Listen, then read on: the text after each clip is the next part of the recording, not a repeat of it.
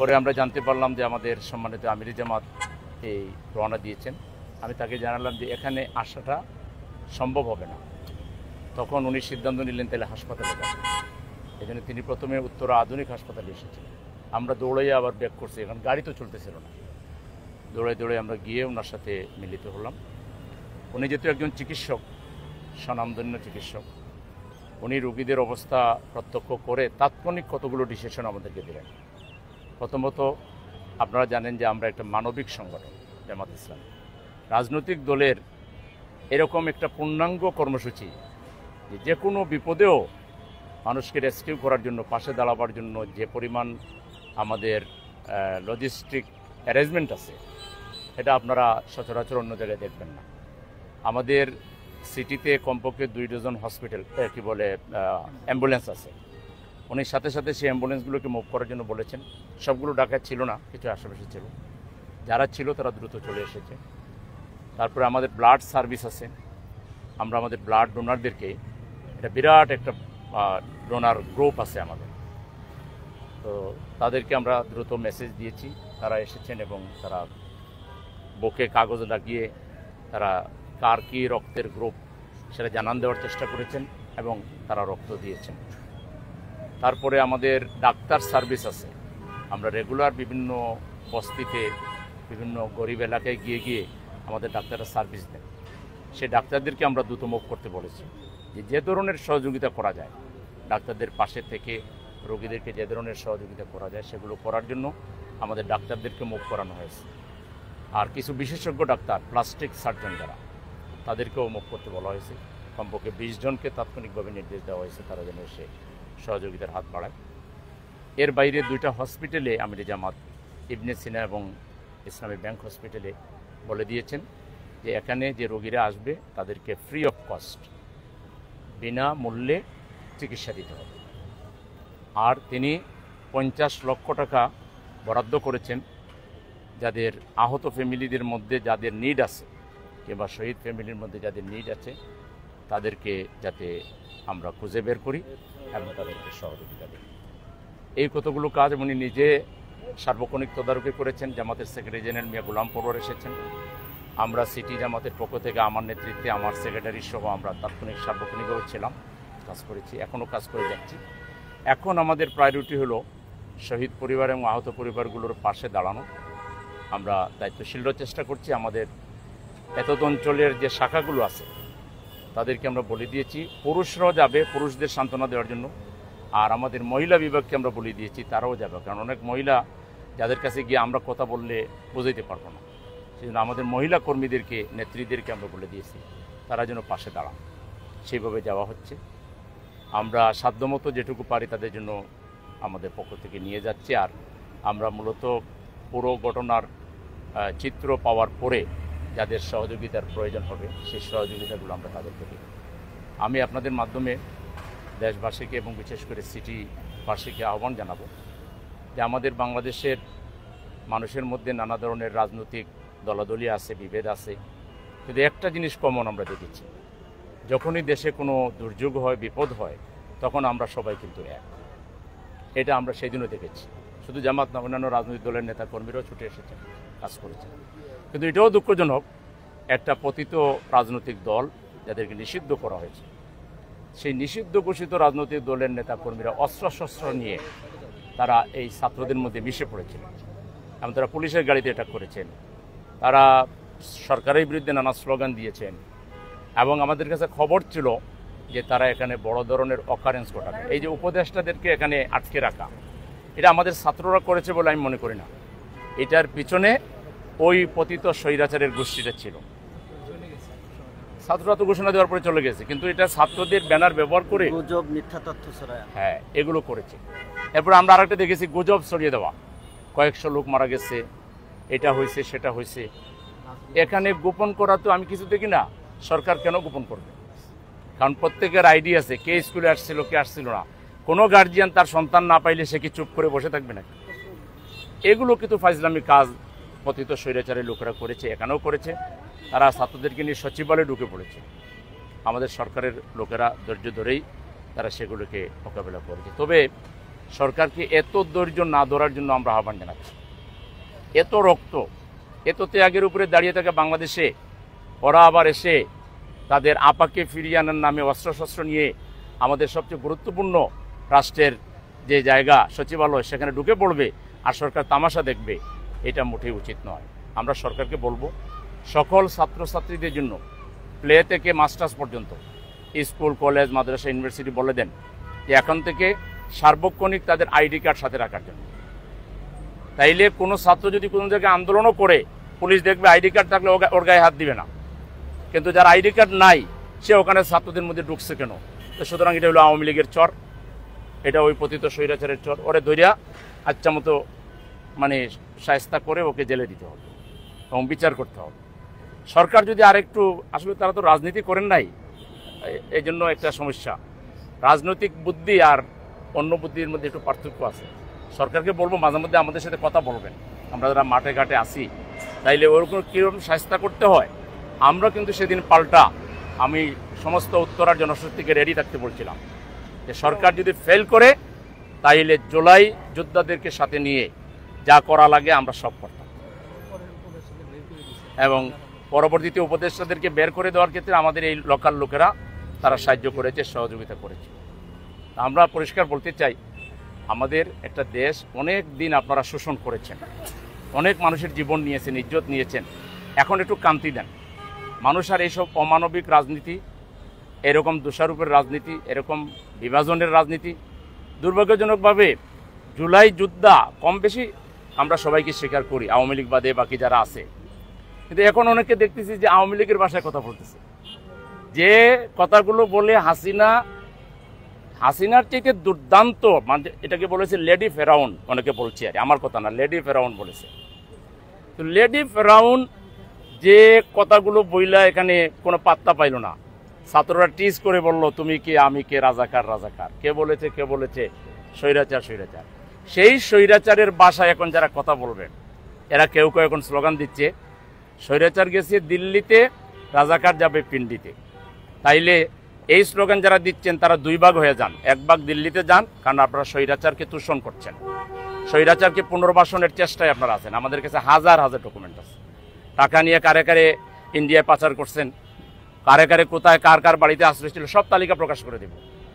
তাহলে আপনারা অর্ধেক স্বৈরাচারের দূষর হিসাবে দিল্লি যাওয়ার প্রস্তুতি নেন, আর আপনাদের দলে যে পরিমাণ রাজাকার আশ্রয় দিয়েছেন, প্রেসিডেন্ট, প্রধানমন্ত্রী থেকে শুরু করে, বাকি অর্ধেক পিন্ডি যাওয়ার প্রস্তুতি নেন। বাংলাদেশে থাকার এই স্লোগান দিয়ে বাংলাদেশে থাকার রাজনীতি করার ন্যূনতম কোনো অধিকার আপনাদের নাই। আপনারা সবচেয়ে বেশি স্বৈরাচারের দোষর, আপনারা সবচেয়ে বেশি রাজাকারের দোষর। আপনারা রাজাকার লালনের ফ্যাক্টরি, আপনারা রাজাকার আপনাদের পদে পদে, আপনাদের প্রেজেন্ট লিডারদের তালিকা দিতে পারবো যাদের বাপ রাজাকার ছিল, শান্তি কমিটির লিডার ছিল। লজ্জা লাগে না? চেহারা আয়নায় নিজের চেহারা দেখেন না কেন? শেষ হয়ে যাবেন। হাসিনা যত সময় লাগছে, ওর 10 ভাগের 1 ভাগ টাইম পাইবেন না, 20 ভাগের 1 ভাগ টাইম পাইবেন না। অতএব এসব বস্তা পচা রাজনীতি বাদ দিয়ে আসেন, মানুষের পাশে দাঁড়ান। কিছু দাঁড়াইছেন আমরা দেখছি, আরও দাঁড়ান, নিজের কথা নিজে কন, দলকে নিয়ন্ত্রণ করেন চাঁদাবাজির হাত থেকে।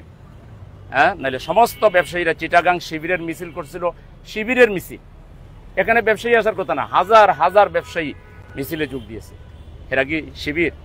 শিবির তো যারা ছাত্র তার মানে ব্যবসায়ীরা আপনাদেরকে পছন্দ করছে না। অতএব আমরা কোনো এই বিভাজনের রাজনীতি চাই না।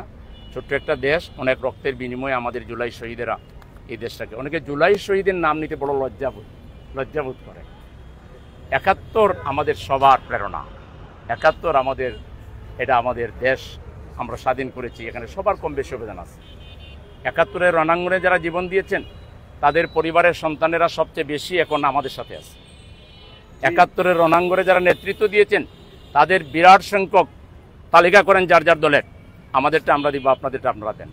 রাজাকারেরও তালিকা করেন, মুক্তিযোদ্ধার তালিকা করেন, ভয়ানক লজ্জায় পড়বেন। সবচেয়ে বেশি রাজাকার আপনাদের দলে, আর মুক্তিযোদ্ধা অনেক বেশি আমাদের সাথে আছে। ডাকেন মুক্তিযোদ্ধা সমাবেশ, একদম কার্ড দেখে দেখে ঢুকাবেন। আপনারা একটা প্রেস ক্লাবে ডাকেন, আমরা এটা ডাকি, অথবা সরোয়ার্দী উদ্যানে ডাকেন, মাঠ না বড়ুক, আপনারা এক পাশে ডাকেন, আমরা আরেক পাশে ডাকি। সাংবাদিকরা দেখুক, কার্ড চেক করুক, কোথায় রাজাকার বেশি আর কোথায় মুক্তিযোদ্ধা বেশি। জি। ঠিক আছে কিনা?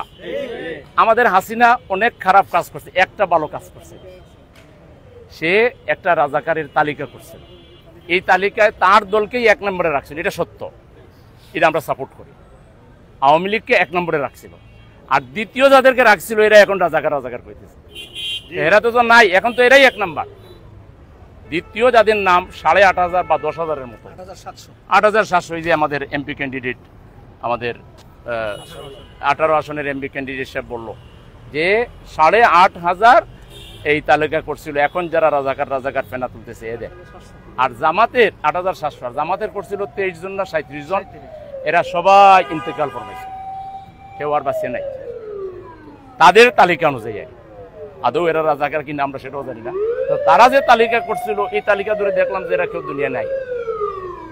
সুতরাং আমরা সবাইকে আহ্বান জানাই, আসুন, জামাতের আমির যেভাবে সাহস করে 50 লক্ষ টাকা ঘোষণা দিলেন, আপনারা এরকম কিছু মানবিক কাজ করেন।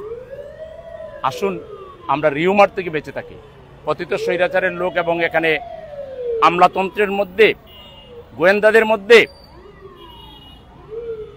আমরা এই রিউমার ছড়ানোর কাজে যারা জড়িত আছে, ফেসবুকের মাধ্যমে রিউমার ছড়ানোর কাজে যারা জড়িত আছে, এদেরকে চিহ্নিত করুন এবং এদেরকে ধরে শাস্তির ব্যবস্থা করুন।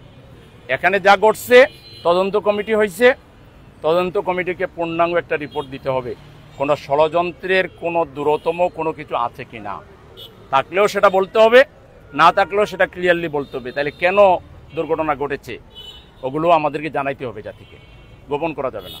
কতজন মারা গিয়েছেন ক্লিয়ারলি জানাইতে হবে, যারা মারা গিয়েছেন তাদের ফ্যামিলিকে ক্ষতিপূরণ দিতে হবে, তাদের বাবা মাকে বীর এবং বীরঙ্গনা হিসাবে, তারা শহীদের মা বাবা হিসাবে তাদেরকে মর্যাদা ঘোষণা দিতে হবে, এবং আহত যারা হয়েছে এদের পূর্ণাঙ্গ চিকিৎসার দায়িত্ব সরকারকে নিতে হবে, এবং এদের পরিবারের যদি কোনো অভাব অনটন থাকে, কোনো অসুবিধা থাকে, সেগুলো সরকারকে দেখতে হবে। প্রয়োজনে রাজনৈতিক দলের আপনারা সামাজিক সংগঠন হেল্প নেন, আমাদেরকে বলেন, আমরা পাশে দাঁড়াবো ইনশাআল্লাহ। আমরা পরিষ্কার বলতে চাই যে বাংলাদেশকে নিয়ে আর কোনো সিনেমিনি খেলা আমরা সহ্য করব না, সবাইকে দায়িত্বশীলতার পরিচয় দিতে হবে। স্কুল অথরিটি এক অভিভাবক বললেন, কি প্রথম যেখানে আনিকার বাসায় গেলাম, বলেন যে মেয়েটা একটাই যদি ছুটি হয়ে যেত তাইলে আমার বাসায় চলে আসে, ওকে কোচিংয়ের নামে বন্দি করে রাখা হয়েছে। স্কুল অথরিটি আবার কেন কোচিং করবে? সেটাকে ফ্রি অফ কস্ট করেন, তাইলে বুঝতাম আপনাদের আন্তরিকতা আছে। একবার বেতন নিলেন, আবার আপনি প্রত্যেক সাবজেক্টের জন্য টাকা নেবেন, বাধ্যতামূলক বসে আর আগডুম বাগডুম পড়াবেন। ওই টিচারই যে ক্লাসে গিয়ে বক্তৃতা দিয়েছে, কোনো পড়ায় না ঠিকঠাক মতো, আমরা জানি, ওরাই আবার ওখানে আবার কোচিংয়ের নামে পয়সাও নেয়, লোকদেরকে বসে রাখে। এই সবগুলো খালি এটা না, এই ঢাকা শহরের ম্যাক্সিমাম শিক্ষা প্রতিষ্ঠানের চরিত্র এটা। আমাদের শিক্ষকদের বেতন বাড়াই দিতে হবে, এরা জাতির কারিগর, কিন্তু কোচিং ব্যবসা, এইরকম স্কুলে বাধ্যতামূলক কোচিং বন্ধ করতে হবে। কেউ যদি পড়ায় তার বাসায় নিয়ে পড়াবে, কেউ যদি পড়ায় তার নিজের অ্যারেঞ্জমেন্টে পড়াবে, কিন্তু বাধ্যতামূলক কোচিং এগুলো বন্ধ করতে হবে। ঘনবসতিপূর্ণ এলাকায় প্রশিক্ষণের এই বিমানের প্রশিক্ষণের এই কার্যক্রম অবিলম্বে বন্ধ ঘোষণা করতে হবে। এই বিমানটা কি পুরাতন বিমান ছিল, অচল বিমান ছিল, এটার কোনো কারিগরি ত্রুটি ছিল কিনা, এটাও জাতির সামনে পরিষ্কার করতে হবে। আমি মনে করি রাষ্ট্রের সব জায়গা থেকে দায়িত্বশীলতার পরিচয় দিতে হবে, আর একটা দায়িত্বহীনতার কারণে জীবন যেন না ঝরে, এই ব্যাপারে সবাইকে অ্যালার্ট থাকতে হবে।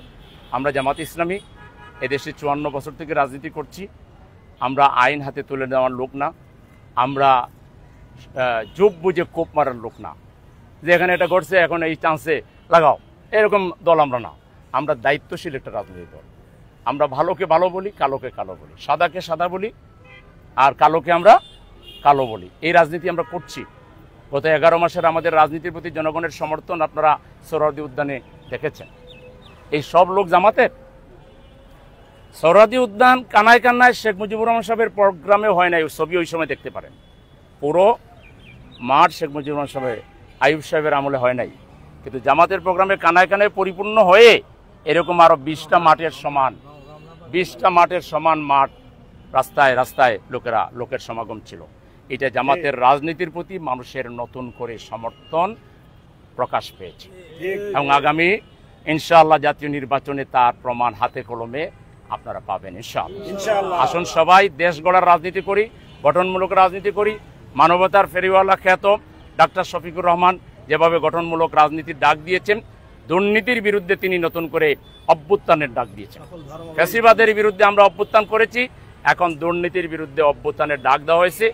এই অভ্যুত্থানও আমরা সফল করে বাংলাদেশকে আমরা চিরস্থায়ীভাবে কালিমা মুক্ত, দুর্নীতি মুক্ত, শোষণ মুক্ত, ঘুষ মুক্ত একটা বাংলাদেশ আমরা প্রতিষ্ঠা করবো ইনশাআল্লাহ। আমরা সকল ধর্ম বর্ণ নির্বিশেষে, দল মত জাতি ধর্ম নির্বিশেষে আমরা সবাই মিলে আমাদের প্রিয় দেশকে আমরা গড়ে তুলব, সবাই মিলেমিশে চলবো, আমরা দায়িত্বশীল রাজনীতি করব, এই আহ্বান জানিয়ে সাংবাদিক বন্ধুগণ কষ্ট করে সময় দেওয়ার জন্য আপনাদেরকে আন্তরিক ধন্যবাদ জ্ঞাপন করে আমার কথা শেষ করছি। একটা বিষয়, সেটা হচ্ছে এখনো 50-এর উপরে শিক্ষার্থী বিভিন্ন জায়গায় ভর্তি আছে এবং তাদের শরীরে যে পরিমাণ বার্ন আছে, অনেক বিশেষজ্ঞ বলতেছে এটা তাদের দীর্ঘমেয়াদী মানে বয় নেবে রাখতে হবে। সেক্ষেত্রে আপনারা তো 50 লাখ টাকা দিচ্ছেন, আরও যারা আহত আছে বা তাদের দীর্ঘমেয়াদী চিকিৎসার ক্ষেত্রে বা তাদের পরিবারের পুনর, আপনি যদিও বলছেন মানে সরকার বা এমনি যেই বিমান বাহিনী, এই ধরনের মানুষের ক্ষেত্রে কি করা উচিত? এখানে প্রতিষ্ঠানকেও দায়িত্ব নিতে হবে, তাদের হিউজ ফান্ড আছে। তারপরে বিমান বাহিনী দায়িত্ব নিতে পারে, সরকার নিতে পারে। সরকার নিলে সরকার বলে দিবে কোথায় কোথায় নিবে। তারা কিছু প্রতিষ্ঠান থেকে নেক, কিছু বিমান বাহিনীতে নেক, কিছু রাষ্ট্রের তহবিল থেকে দেখ। ইভেন তারা যদি আমাদেরকেও আহ্বান জানায়, আমরা প্রস্তুত আছি। আমরা তো 2টা হাসপাতাল প্রস্তুত রেখেছি। জটিল কোনো রোগী যদি সেখানে ভর্তি হন এবং তাদের চিকিৎসা লাগে, আমরা ফ্রি অফ কস্ট তাদের চিকিৎসা দিব। আপনারা জানাই দিবেন। যে কোনো রোগী যদি আপনাদেরকে ফোন করে, ফ্যামিলি ফোন করে, আপনারা ইবনে সিনায় পাঠাই দিবেন, আমাকে জানাবেন। আমি ইনশাআল্লাহ ওখানকার অথরিটিকে বলে দিব, তাদের কোনো চার্জ নেওয়া হবে না এবং সর্বোত্তম চিকিৎসা দেওয়া হবে ইবনে সিনা এবং ইসলামী ব্যাংক হাসপাতাল।